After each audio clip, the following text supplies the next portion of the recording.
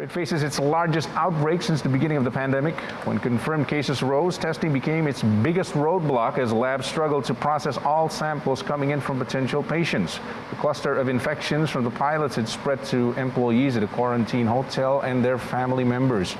Then the number of confirmed cases started to climb up by the second week of this month, and the island is now counting roughly 300 cases per day and almost 5,000 cases in total.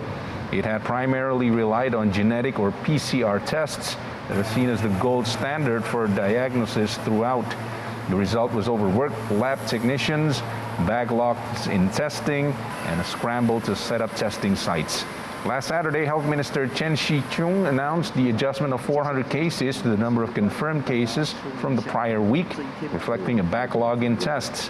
The backlog is being driven large part due to a lack of manpower on the front lines and in the labs, and not enough PCR machines in the labs. Taiwan was praised globally for its success in keeping the coronavirus out, but now it faces its largest outbreak since the beginning of the pandemic.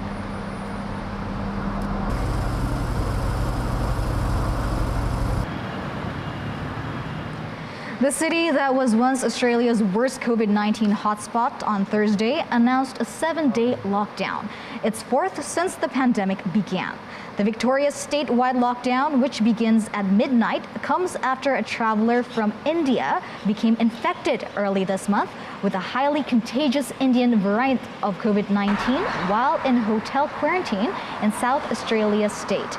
The traveler was not diagnosed until he returned home to the Victoria capital, Melbourne. By Thursday, the number of cases in the Melbourne cluster had risen to 26, including a person who was in hospital intensive care, Victoria Acting Premier James Merlino said. Australia's second largest city last year underwent a second wave of infections that peaked at 725 new cases in a single August day at a time when community spread had been virtually eliminated elsewhere in Australia.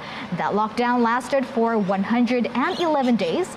A third lockdown that lasted for 5 days in February was triggered by a cluster of 13 cases linked to hotel quarantine near Melbourne Airport.